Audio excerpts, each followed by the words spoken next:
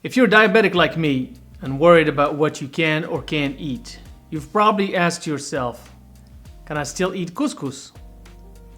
I'm Yassir Nadifi. In 2024, I was diagnosed with type 2 diabetes. My A1C was 11.4. I was deep in the danger zone. My doctor didn't give me much information. He just handed me a stack of medications. So I said, we'll see.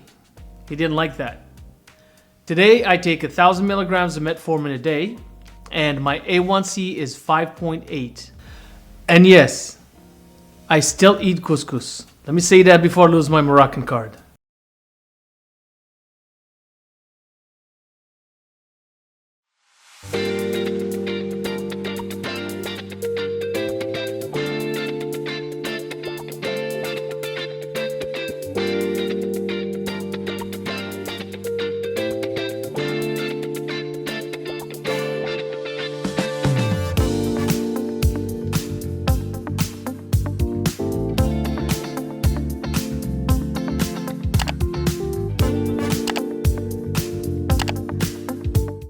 I love couscous. I grew up on it. I still eat it. I crave it. My children crave it even more than me. But unfortunately, couscous doesn't love us back. At least not the way we eat it today. Have you ever eaten a big plate of couscous on Friday and passed out until Maghrib? That's not food coma. That is a blood sugar spike followed by a crash. The truth is, it's not just couscous that's the problem. It's how we eat it, when we eat it, and how often we eat it. Especially if you're trying to lose fat, manage diabetes, or stay energized. Okay, let's unpack it. Couscous is old school, like 12th century North African Berber old. Originally, it was hand-rolled semolina steamed over a pot of vegetables, chickpeas, and meat. It was humble food, nourishing, a Friday tradition, a family ritual. But it was balanced.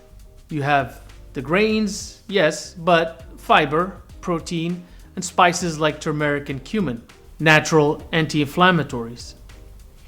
And most importantly, couscous wasn't eaten alone. It was part of a whole dish eaten slowly, in community, usually after hours of physical work and walking back and forth to the mosque.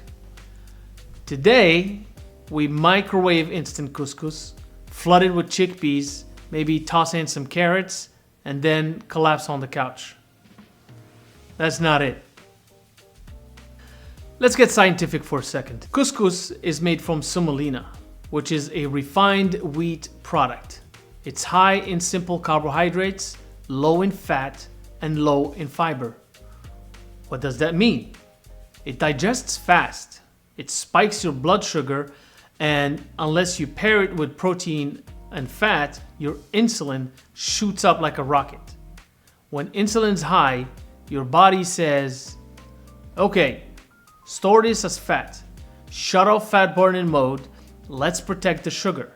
And if you're insulin resistant, like most of us after 40, this is even more aggressive. One study from the American Journal and Clinical Nutrition found that eating refined carbs alone increased hunger just 3 hours later and led to higher fat storage in the abdomen. So, couscous isn't evil, but couscous alone, that's a recipe for weight gain, brain fog, and constant hunger. Here's what might shock you. One heaping plate of couscous is 70 plus grams of carbs. That's more than 2 large slices of white pizza. Moroccan couscous is often eaten at lunch. If you eat a big plate of couscous at lunch without a lot of movement afterward, here's what happens.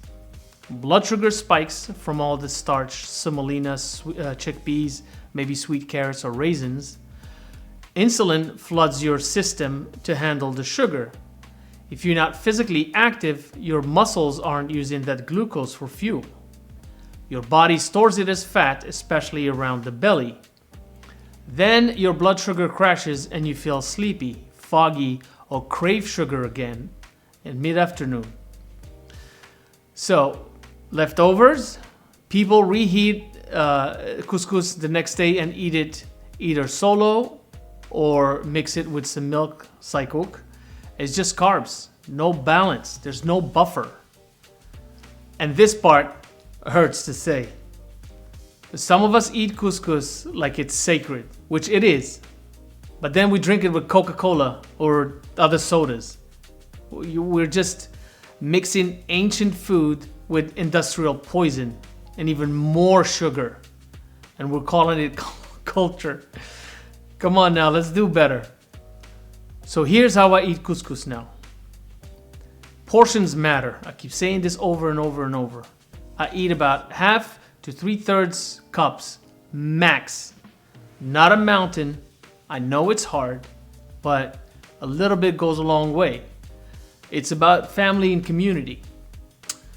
Protein first. This is very important. You eat protein and vegetables first. Okay? I eat the meat and the vegetables before the carbs. And then you can even upgrade it, which I have. I use bulgur, cracked wheat. Why this one works? It's slower digesting than semolina because it has more fiber. The glycemic index is 46 versus semolina, which is 65 plus. Millet. Why it works? It's an ancient North African grain.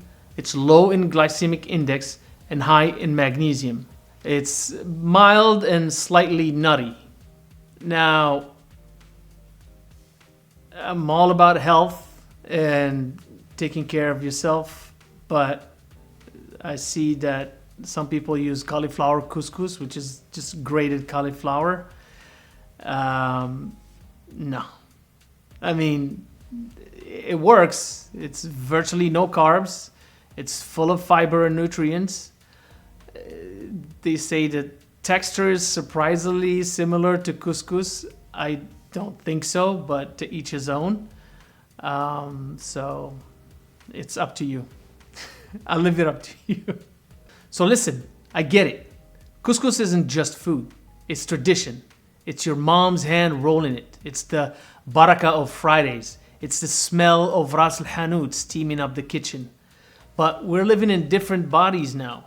We're not walking to the masjid 5 times a day. We're not framing the land. We're not burning 3,000, 4,000, 5,000 calories in hard labor. So we just have to adapt or we suffer. The fatigue, the weight gain, the inflammation, it's not age. It's how your body is reacting to what you put in it.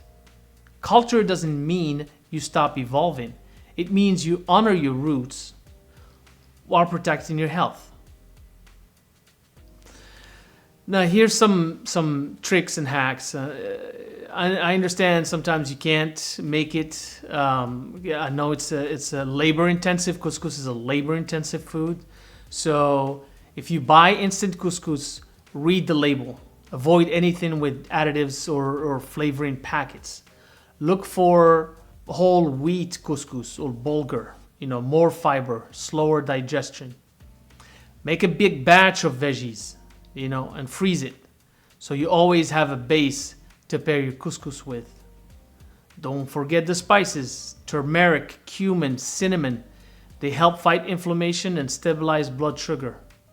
It's flavor plus healing. So yeah, couscous can stay on the plate, but it has to earn its place by showing respect to your metabolism. I also made a 7-day Moroccan blood sugar reset with easy and friendly meals, shopping list, and real-life swaps. So I'm gonna leave it in a link in the description, and try it this week, and let me know what you think.